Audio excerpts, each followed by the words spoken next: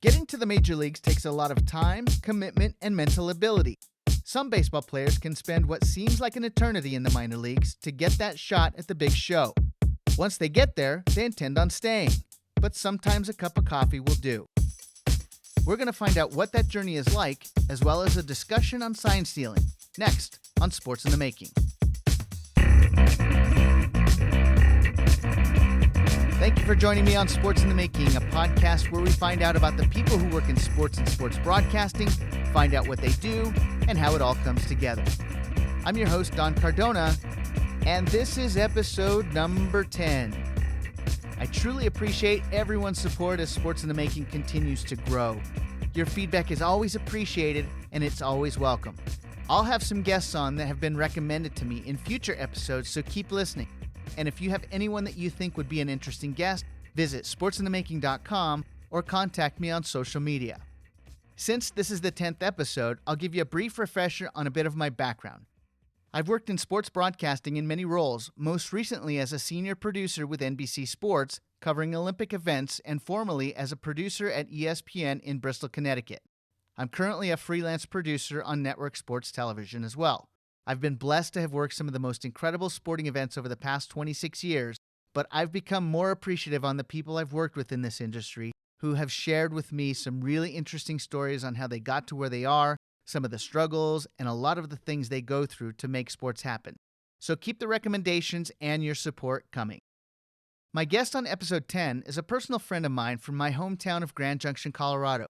Grand Junction is the home of the Junior College World Series, where baseball greats such as Curt Schilling, Bryce Harper, and Baseball Hall of Famer Kirby Puckett have played. His name is Jimmy Serrano, and I grew up watching my younger brother Chris and him play baseball together. I coached him in Little League All-Stars, and I watched his progression from Little League Baseball all the way to making his Major League debut with the Kansas City Royals. We're going to talk about what it was like playing in the major leagues, his call-up to pitch for the Kansas City Royals, and some of his thoughts on sign stealing, a topic that the Houston Astros would rather forget about. This is a conversation with my friend, Jimmy Serrano. So the first question I want to ask you, Jimmy, is what does the date August 7th, 2004 mean to you? That date means a lot to me. I mean, that obviously was the day that my dream was realized of becoming a Major League Baseball player, being able to call family, friends, really feel like we could start to celebrate a little bit the years leading up to that. And I know it's just a very, very special day overall. How much effort do you feel like you put into getting to the major leagues, and how rewarding was it when you did get that call? Obviously, there's a lot of effort, a lot of work that goes into getting to the big leagues. A lot of it is behind the scenes, a lot of it is the off season, a lot of it is frustrating and doesn't feel rewarding. But I mean, that's why they call it the grind. That's why you do your off season workouts. That's why you do your extra bullpens, do your extra work. It's in hopes that one day it will pay off and one day you will get that call. But yeah, it's a ton of effort. But at the same time, at the end of the day, you realize all that effort that you're putting in when nobody's watching is you actually training yourself to keep pushing forward. And luckily those efforts and that work continues on long after baseball. How many times do you think went through your mind, I'm just not going to do this anymore, and then it happened? Pretty much after every bad outing. I think every time there was a pitch hit over the fence, every time I went out there and just couldn't throw a strike, yeah, a lot of those times where you walk off the field, walk into the dugout, and you start thinking, is this actually for me? Is this actually something that I can do? Obviously, it's a quick thought. You get over it, and then you get back on the horse and start working again. But baseball is it's a humbling game in general. So, just as soon as you think you got it figured out, the game will show you that you don't. So it's a matter of, can you pick it back up and get it done again? Now, we both grew up in Grand Junction, Colorado. What was growing up in Grand Junction like for you? Growing up in Grand Junction, the Junior College World Series is there. So that was always a fun experience every summer, getting some friends together, going out there, watching them play. And for me, it was always, how do I grow up and get to play here? So I guess for me, it provided just a a goal to set at a young age of how do I get here? How do I play in front of all these fans? And what do I need to do to get there? So I think just growing up in Grand Junction, being around that atmosphere, being around other friends that enjoyed baseball like Chris and others, just kind of kept that goal alive for me. All right, so I'm going to establish how we know each other and the reason I brought you on. You were a childhood friend of my brother's, my brother Chris, and you guys both played baseball through Little League. I had the opportunity to coach you at one point for All Stars in one of the summers. I think you were 15 at the time. And then you guys decided to go to college in Arizona. Tell me how you came to the decision to play college baseball. Like you said, played with Chris from Little League all the way through high school. Great friend, great teammate.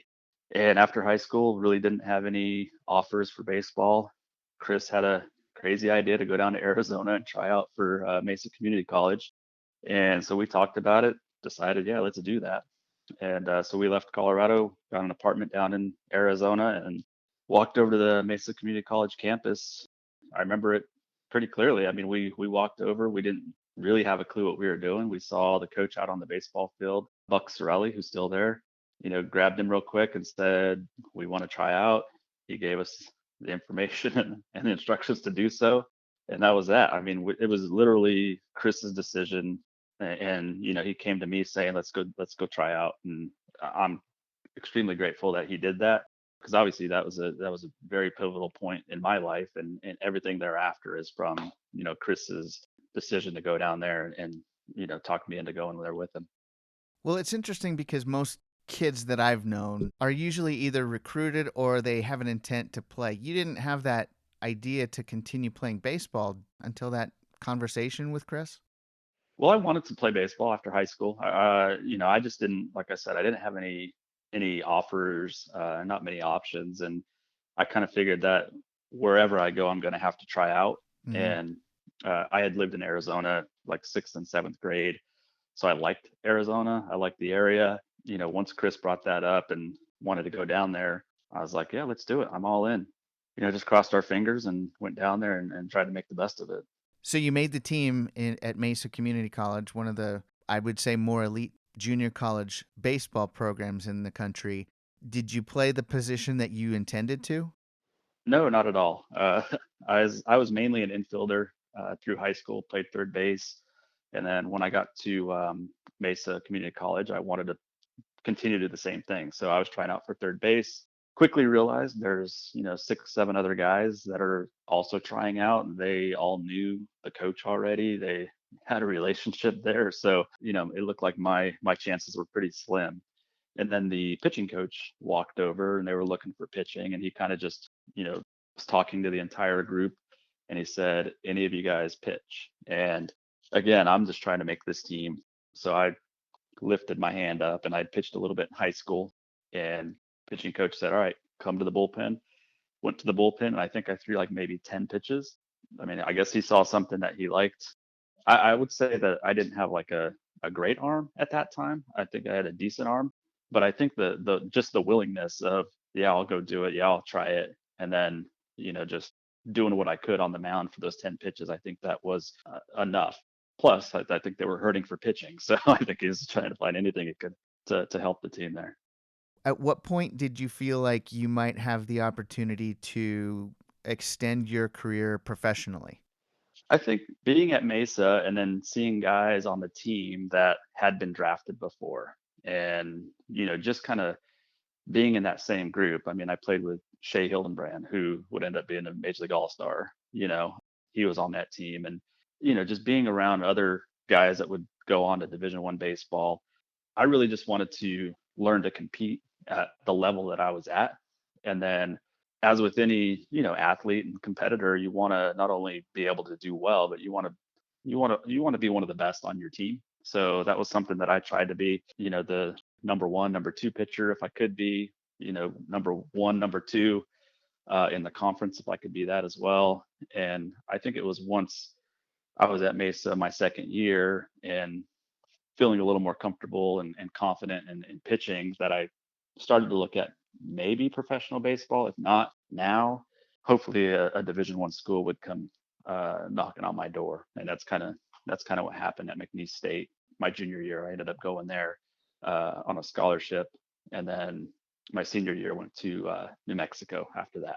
Okay, you're at New Mexico. Your collegiate career is winding down. How did you get into the professional ranks? What was that like? So my senior year at New Mexico, I had a decent year. I think there was a good opportunity for a lot of exposure to professional scouts. Playing in the WAC at the time, you're playing against some pretty good teams. So scouts are showing up, and I think I used that as an opportunity to just try to do what I could, not only for New Mexico and trying to win ball games, but also hopefully pique some interest from some scouts. Coach Alday, who was there at the time, he had good relationships with professional teams, so him and I would, we'd have some conversations about teams that might be looking, teams that might be showing up at the next game, and I eventually, I'd fill out some scouting cards and talk to a few scouts, and it wasn't until actual draft day that it actually happened. So we talked about you getting your call up to the major leagues, but what was it like when you got the call that you were going to be drafted or that you did get drafted? It was a kind of a nerve-wracking day. I had been told by my college coach and maybe a couple other scouts that I talked to that I was likely to go like 15th round somewhere in that area. So I was just sitting at home, no cell phones during that time. So waiting for the house phone to ring. Sure enough, it rang and picked up the phone, and it was a scout from the Montreal Expos. And it's a pretty quick conversation. He said, "Hey, Jimmy, congratulations. We drafted you in the 18th round, 534th overall. Do you want to play professional baseball?" And so, obviously I was like, No. "Yeah, sure. Why not?" He said, "All right, I'll give you a call back with more details.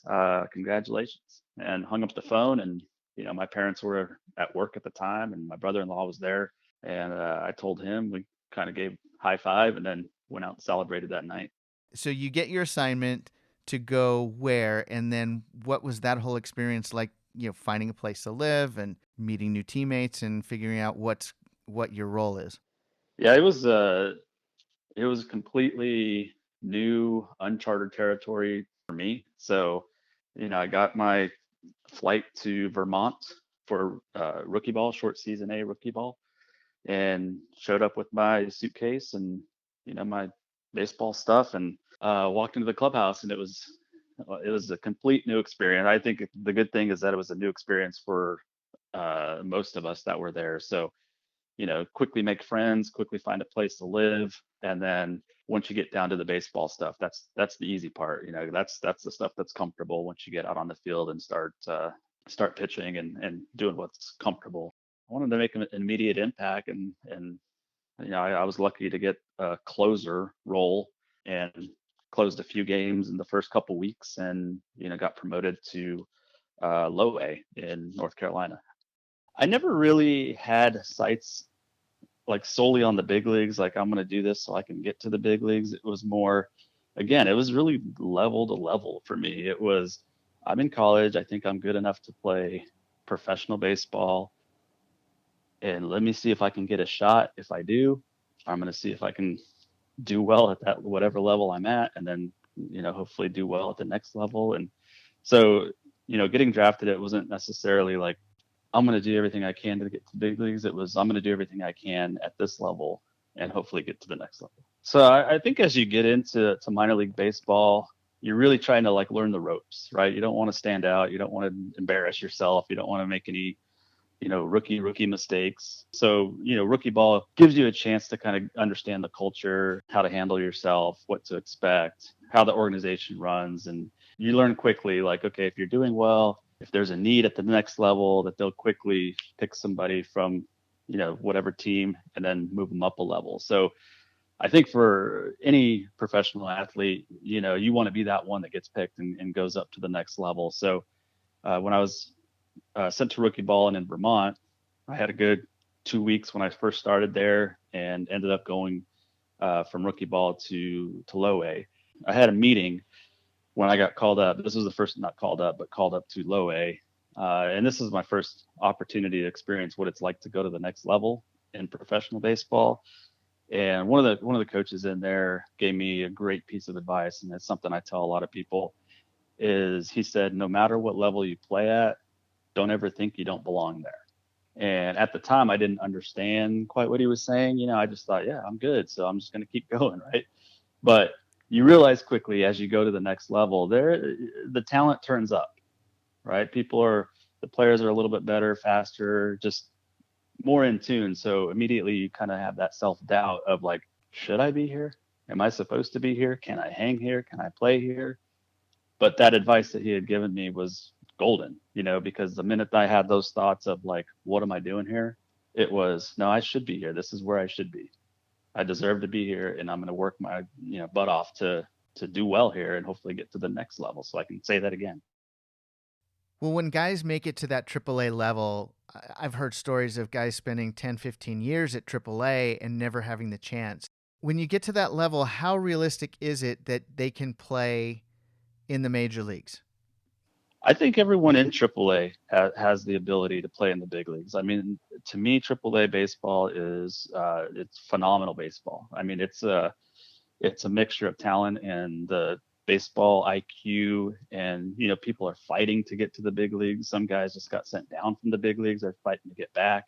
So for me, like AAA baseball is just it's gritty, hard nosed baseball. I mean, I loved it. Obviously, I wanted to be in the big leagues a lot longer, but AAA baseball. I mean, I think that's where I learned the most about the game and kind of what it takes, the people involved, all those things a lot of the lessons that helped me get to the big leagues are learned from that AAA experience. So, there's a lot of unique personalities at that level, a lot of guys that have a lot of experience in the big leagues that end up going back to AAA. So there's just a lot to learn from, not only from the managers and coaches, but just from your peers that you're playing with.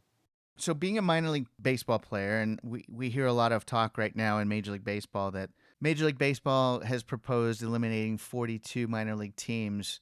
How do you feel about that, having been through the minor league system for a number of years? Well, for me, I think just on a personal level, being able to play in so many different places.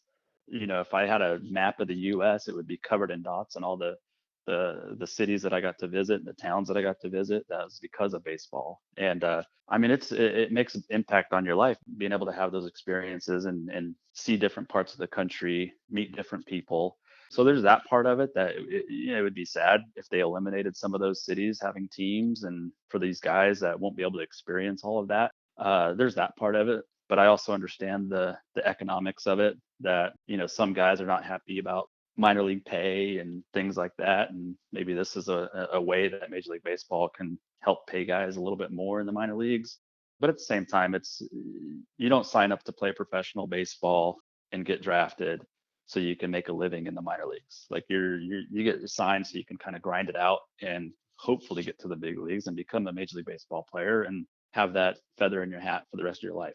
That's interesting that you say that, because most people who do graduate from college or even go out of high school, they expect to get a wage that will be able to afford them, the lifestyle that they want. And as people get older, they do grow and they do perhaps make more money. With baseball, it's something that is a passion, that you have a goal in mind to get to the major leagues. How do you feel most players, from your perspective, of course, most players feel about that journey? Is it something that I just need more money, or I'm going to grind this out to get to where I need to go?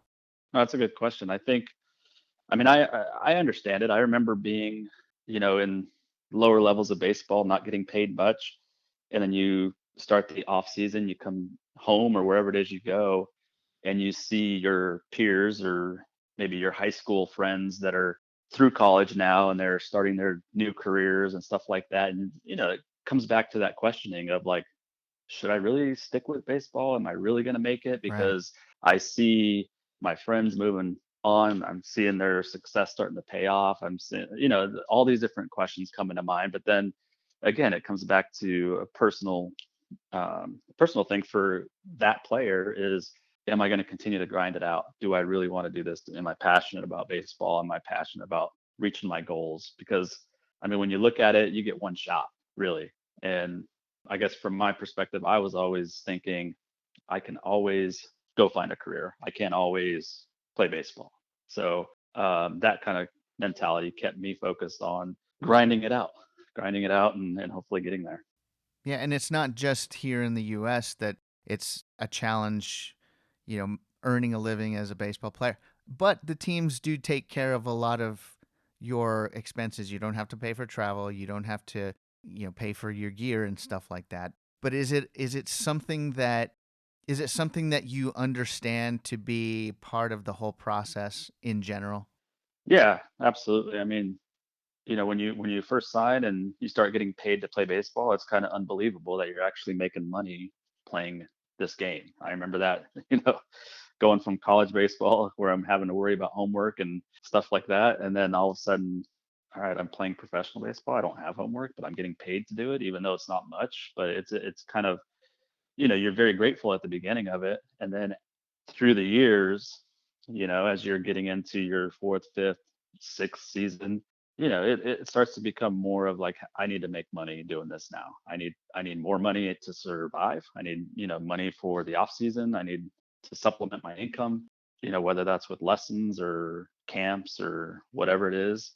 But yeah, it's not an easy journey, but at the same time, that's what you're signing up for, is to grind it out, reach a goal, and you understand that you're not making living money in the minor leagues. When you go from rookie ball on up the ladder, how much difference is it in pay, and do different clubs pay differently? It's not much difference from level to level. I mean, your contract could say that you're, making, $1,000 a month in single A, but then they might call you up to triple A. You don't get a pay increase. You're still making $1,000 a month. So there's different things like that. But as you go from year to year, you'll get like a slight pay increase. It's not much. It's definitely challenging. But then there are some cases where if you get released before I think it used to be your sixth year, then you're technically a free agent, and that means that you can negotiate a little bit and usually get a little bit more if another team is willing to sign you back. What about player representation with agents? How does that come about, and when does it typically happen? Because I know there's superstar athletes out of high school, they get signed and they're expected to go to the major leagues. I would imagine they would get an agent earlier than most people, but you've been in the minors for a while, you're starting to see success. Where does that agent come into the picture? Yeah, I mean, if you have early success in the minor leagues and you're not like a top round pick, then that information gets out pretty quick, and agents will start calling you, or you might have a teammate that has an agent, and that agent's in town and might want to have a conversation with you. That's kind of how I got my agent. Was former teammate of mine had this agent, and I was starting to put together some good numbers, and that agent came into town, and we went out, we met, and that was that. So I think it definitely comes down to putting yourself on the radar with the team, and then agents will kind of come into play, and then hopefully if your agent's a good agent, like mine was, he can speak on your behalf to the clubs, and you can kind of get a general sense of where you sit with their plans. Got it. Okay. The business side of baseball. How much did you have, like how do you manage your business side of playing baseball? Contracts, pay, like do you have a voice in any of that business aspect with baseball? I think initially in the lower levels, you don't really have a say. It's kind of, you're there and you're under contract, and you grind it out and hope something happens. As you get into the higher levels of baseball, obviously money becomes more of a priority, how much you're getting paid, and also you look at, what are the chances of getting to the big leagues? Are they fully stacked at your position, or have they been, calling guys up at your position? So you take all that into account, and those are the things that you look at when you're signing as a free agent with a different team. With the different levels of minor league baseball, single A, double A, triple A, what are the different types of instructions that you get at each level?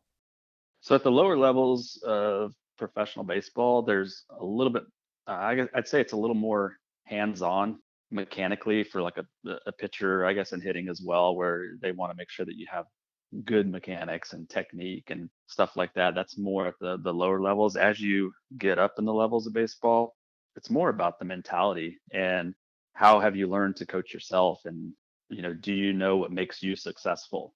And then it becomes more about communicating with the coaches. So like at the AAA level or even the big league level, you have to communicate with the pitching coach. You have to say, here's what I tend to do. Here's what happens when I'm not on.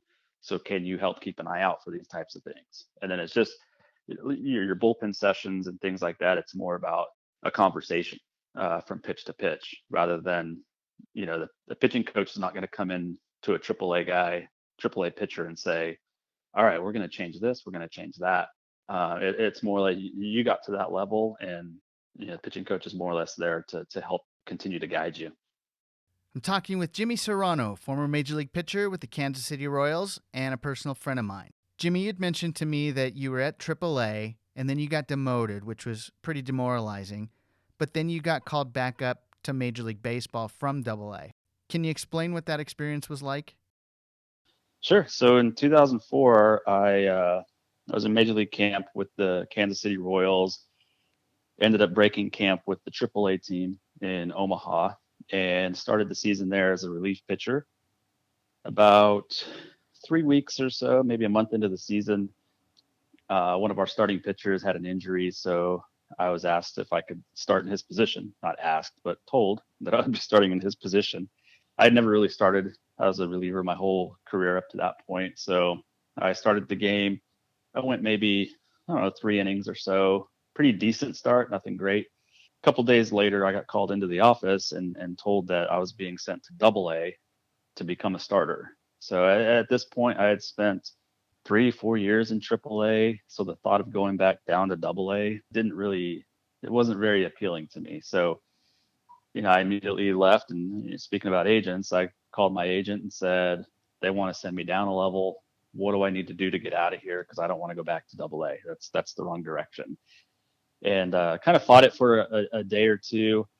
Ended up, sucking it up and going back down to Double A. I was frustrated. I looked at it as possibly the tail end of my career. So I said, you know what? I'm just going to go down here. Kind of that same mentality I had in fourth, fifth grade. I'm going to go down here, and I don't care what happens. I'm going to go as hard as I can down here. So I went to Double A with Wichita. Little did I know that I would be surrounded with some of the best teammates that I've ever had. Guys I still talk to on a regular basis. And I just had fun. That's really all I did is I went down there. I had fun. I pitched once every 5 days, and ended up putting together a string of good starts. In August of that year, 2004, I was with Wichita playing against the Frisco Rough Riders down here in Texas, and I was told that there was a chance I was going to be called up.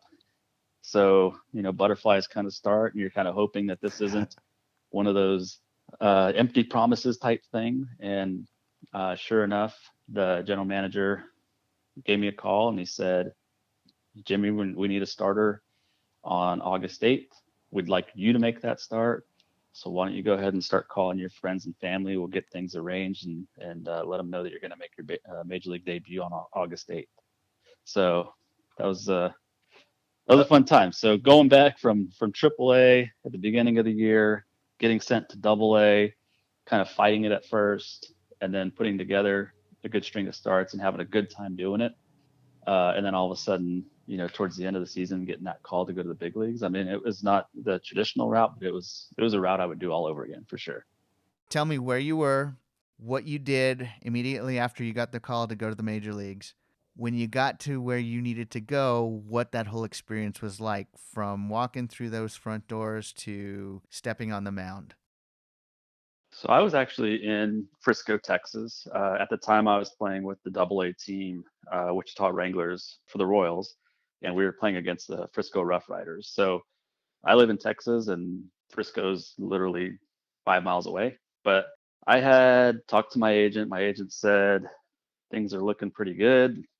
Let's see what happens. And I got a call from the general manager, Allard Baird of the Royals. He called me and said, Jimmy, just want to let you know there's a very good chance that we're going to call you up. It's not official yet, but just be prepared should that happen. And we'll let you know more. So that was my first time. I didn't say anything to anybody other than my agent. Was that an That was the first. unbelievable conversation you had? Yeah, it was really, really I don't know what the word is, but it was exciting, I guess. But also at the same time, it was like I don't want, the baseball players are superstitious, so you don't want to start saying anything in case it doesn't happen. So that was the first time I was kind of like, oh boy, is this real? Is this actually going to happen? And then we finished our series here, and we were getting ready to pack up from the hotel, and that's when the GM called me again and said, "Yep, we're calling you up, and you're going to start on August 7th. Start calling your family and let me know what you need.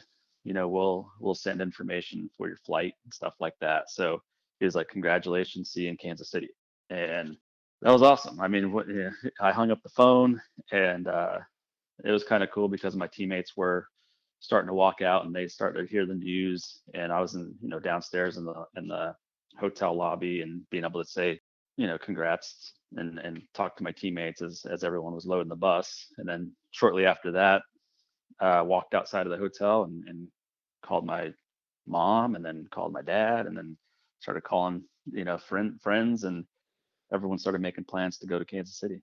You get to Kansas City, then what happens?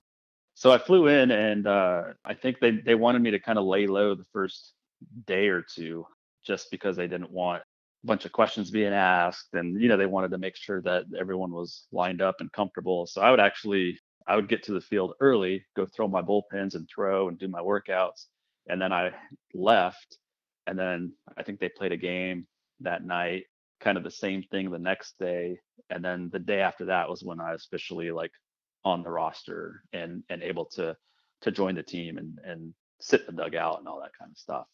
Well, I remember when I was at ESPN and I heard the news that you got called up and that you were going to be making your debut. I was in Building 5 at ESPN.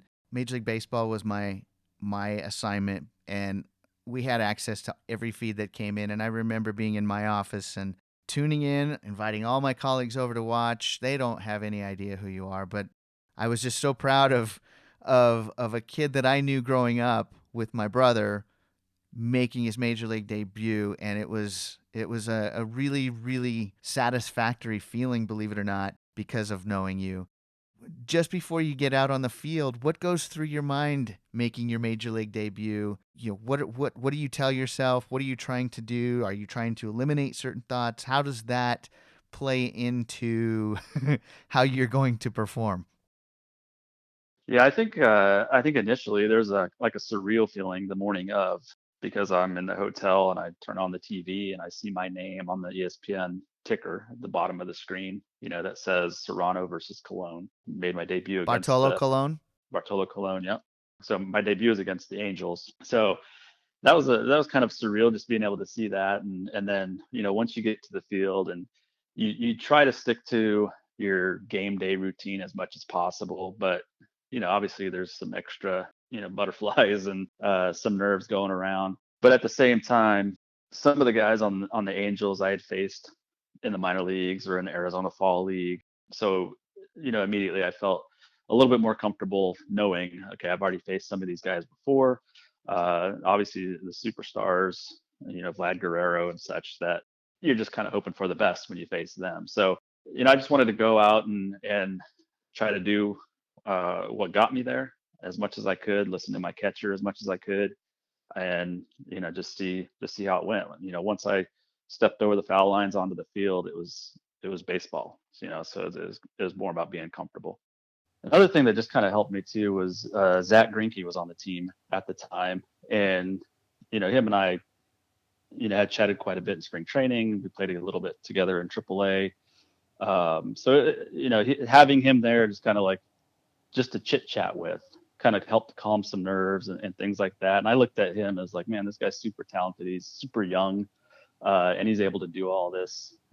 So I need to kind of get myself together and just try to see if I can do it too. So, but then again, you always revert back to your routine as a pitcher. So game day starts, you walk out to the field, and it's just like you have done, hundreds of times before throughout your career. So it's just, how do I be as consistent with my routine as possible and just keep walking that same walk. And a lot of those nerves kind of start to go away as you actually get into the baseball part of it. Now, he had 10 games in the major leagues. Do any one of those stick out more than the other? Yeah, so the debut definitely sticks out. It was, it was fun, exciting. I felt like I was just trying to get through it. To have my friends and family there, that was really, really exciting. One thing that I didn't do, this is something I talked to a lot of the kids that I coach now, is one thing I didn't do is I really didn't communicate a whole lot with my catcher, John Buck, prior to that debut. And I really didn't talk to him about, like, this is how I like to pitch. This is what I've been doing in Double A and have success. I was more along the lines of, this guy's a big league catcher. I'm just going to do what he says. Ah, Right. interesting. Yeah. Yeah. And he was more, uh, you know, obviously he is a big league catcher. He's a very successful big league catcher. But I'm sure that he was also like, I don't know this guy pitching.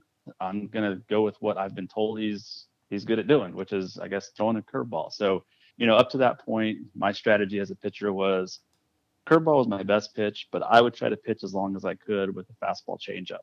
And if I got in trouble, then I'd throw the curveball. So I kind of felt like I had somewhat of an ace in my pocket, and I didn't communicate that to the catcher at the time. So in my debut, I was out there throwing a lot of curveballs to get the game going. And in the back of my mind, I knew this wasn't how I've been successful. So I was kind of battling that internally on my own in my debut. I think I made it 4 2/3 innings, but then I think the most memorable debut was the next one, because after that debut, I did talk to John and say, here's what I want to try to do. I'm going to try to go fastball changeup as long as I can, and then I'll start throwing the curveball. So next start, went from 4 2/3 in the debut to, I think, 6 innings the following start, to 7 innings the start after that. So I kind of settled in a little bit more and felt more comfortable with being on the same page. So again, that's something that I tell a lot of the kids that I work with is, communicate with your catcher. Don't assume that just because he's maybe at a higher level than you are, or older than you are, or whatever the case may be, don't assume that he's going to know how you pitch. So I'd say that second start was probably, second, and then the ones afterwards were the most memorable, because I felt like I got to, just go out there and compete and have that confidence behind it. What was the best part of being in the major leagues? Wow. I think all of it. Um, yeah, I don't know. There's definitely like a sense of accomplishment, but you don't want to have that complacency with that. I think that was another thing that was kind of weird. I remember being on our flight. I don't remember where we were going or coming from, but I remember sitting on the flight and thinking just about my whole baseball career, kind of starting from where Chris wanted to go down to Arizona, and how it was just a matter of, like, trying to compete at that level and then get to the next level and get to the next level, and just kind of continuing on that path all the way to the big leagues. And then sitting on the plane going, there's no more levels. Like, this is it. And it was kind of a weird feeling to think, like, I guess I made it, and not I made it and now I'm done, but I made it, and how do I stay here? So it becomes like a Right. different type of a goal in mind. And how difficult is that? Because you've obviously got the best players in the world, best coaching. Is there is there a strategy to doing that as well? I mean, you just try to be consistent, really. That you have a bad outing or or whatever. Like, it's hard not to think, I don't want to go back. I don't want to go back, right? But it's what you think. It's just the human part of being in a great place, and you want to stay there, and you fear going back to the minor leagues, but you can only do what you can do, and a lot of it's out of your control. But you just try to be consistent. How did your major league career end? And then what happens to a player after that point? Yeah, so after Kansas City that season, I became a a free agent and I signed with the Oakland A's. And I went to AAA with the A's, was there half the season, and I opted to leave and go to the Reds, where I went to AAA with the Reds. Finished out that season, had a pretty good season, just never got a call up again. And then in 2006, I signed with the Red Sox, and I think I had a decent shot out of spring training to make the team. Ended up pulling my hamstring and got sent down to AAA the next day. Had a pretty good season or half a season in AAA with the Red Sox, and at that point, Hisop Choi was on our team, a Korean player, and he had some scouts from Korea that were in town watching players, and one of the Korean scouts, came to me and said he wanted me to go and pitch for their team in Korea. So I ended up leaving about mid-season 2006 and played in Korea, and it was a great experience. Great area. I was right outside of Seoul. Great baseball, and then from there, 2007, I signed with the Florida Marlins again in the minor leagues, and then after that, I kind of felt like it's time to move on. I reached some goals, and I was satisfied with my playing career and ready to do what was next. You played in a number of different countries. How different is it from playing baseball in the United States? Sure, I played in Puerto Rico for a couple off seasons, winter ball. Played in Mexico and played in Korea.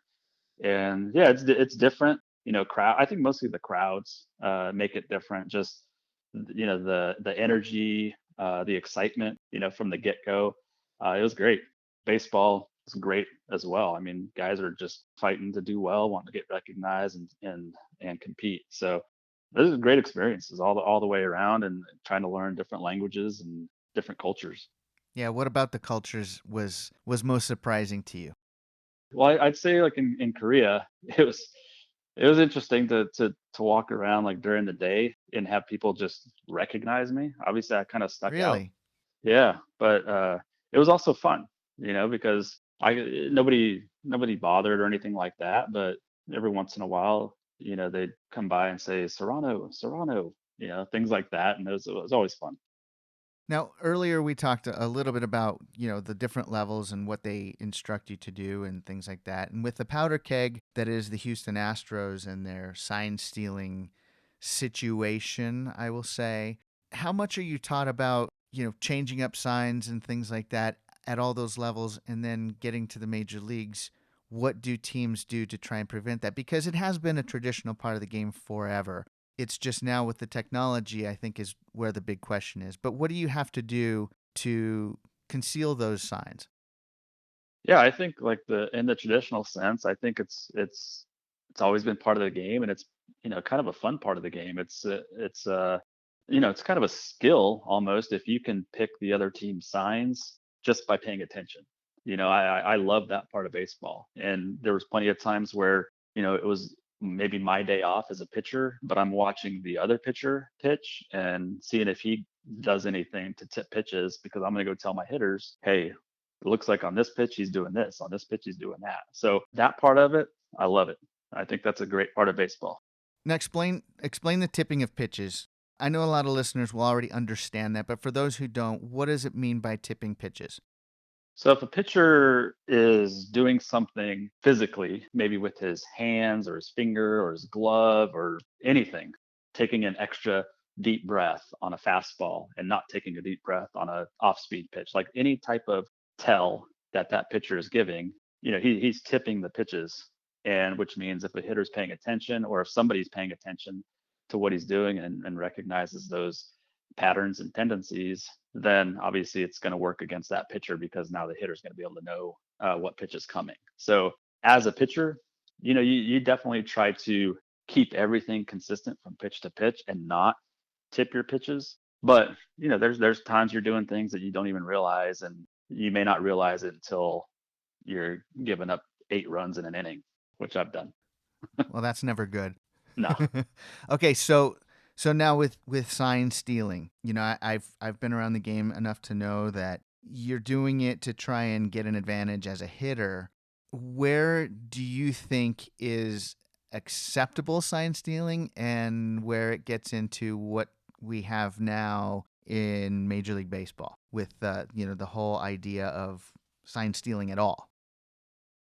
I mean, I think it's acceptable in baseball as it's been for 100 years when, the pitcher or the catcher is tipping something that the other team is picking up on and able to relay that. And if they get caught relaying the signs and that they've stole the signs, like traditionally baseball, it kind of polices itself. And, you can warn the other team, stop stealing our signs, or maybe throw a pitch inside, maybe hit a batter. That's going to prevent it from happening again. So traditionally it's kind of policed itself, and it kind of keeps moving that way, and that's just the way it is, and that's just the way it's always been. I think where it crosses the line is when technology gets involved, when they're not really paying attention with their own eyes and relaying it in the traditional sense, but they're using the technology to relay that information in real time, because that's not really something you can police against unless you go back and really dig into it and try to figure that out. So that's definitely not right. Well, what are the ways that sign stealing have traditionally happened? Where as a pitcher do you recognize that it is happening? Do you know that it's happening, and how do you prevent it? So there's a couple ways that you could be tipping your pitches, or the other team could be stealing signs. Is the catcher will either only give one sign, and either the guy on second base can easily pick that up and know what's coming, or you fall into a pattern where the catcher gives multiple signs. So let's say he's giving three different signs, and the second sign is the actual pitch that you're going to be throwing. But if that sequence never changes from pitch to pitch to pitch, it doesn't take long for that runner at second base, or if they're using technology, for the camera in center field to recognize, okay, well, it looks like the second sign that the catcher puts down is the actual pitch that's coming. And then they're able to relay that to the hitter. And in the traditional sense, if there's a runner on second base and he knows the signs now, he will relay that to the hitter by either, taking the lead and putting his hands on his knees, which means fastball, or hands hanging down, which means off speed. Or there's a lot of different ways that can happen. Probably a lot more stealthier than that, but that's just the traditional sense, is being able to pick that sign from second base and then relay that back to the hitter. And then from a pitcher's perspective, I mean, you really don't know it until it becomes obvious.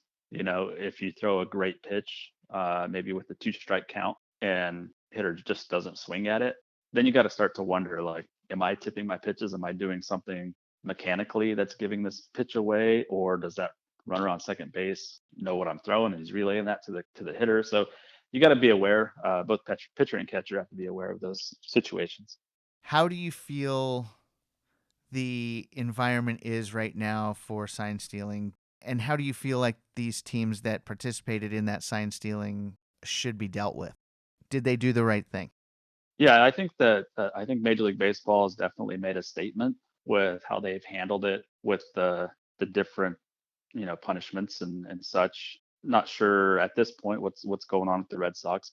I don't know. I think I think it's a tricky thing. I think sign stealing is probably going to come to a stop in baseball altogether, because nobody wants to be investigated. Are they doing it traditionally, or are they using technology? So I think maybe at least this season, for the majority of the season, there's probably not going to be much sign stealing going on, and everyone's going to be on the same page with that. Does that change down the road? Maybe it gets back to just the traditional sense of it, but I don't know. It's a hot topic for sure. How would teams know going forward, or how will Major League Baseball know going forward if there is sign stealing? Is it from the traditional sense, or I would imagine there's a bunch of different eyeballs on every aspect of the game now? Yeah, I think the only way to really know that is to just take complete control of pitcher catcher communication. Whether that's coming from the dugout directly, or the catcher is communicating with the pitcher, or vice versa through, I don't know, technology, I guess. And that's just a closed communication device or whatever it may be. And just to prevent the traditional sign stealing and prevent, the use of the other team's technology. Is technology going to be the wave of the future? Because I know other sports are using technology to track heart rates and, performance of that nature. But with baseball, it's not in the same kind of way. Do you see technology playing a bigger part in baseball? I do. I think it could be interesting and fun and exciting to the fans to have technology involved a little bit more in baseball.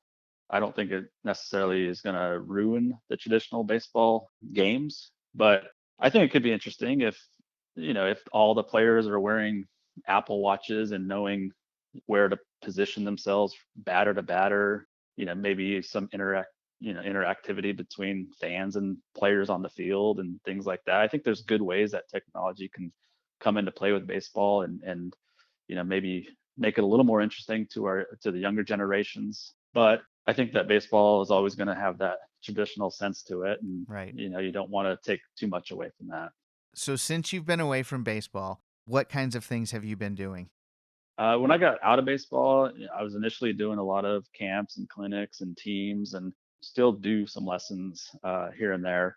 But over the past 5 years, I've gotten into technology and technology sales and marketing, working with communications companies and audio video companies, but still focused on sports entertainment. So luckily, I've been able to use some of the skills from baseball, some of my experience from baseball, and my contacts from baseball, and use them in my current roles. With everything you've learned throughout your baseball career, what sticks out in your mind as maybe some of the most valuable lessons or things that you've learned along the way?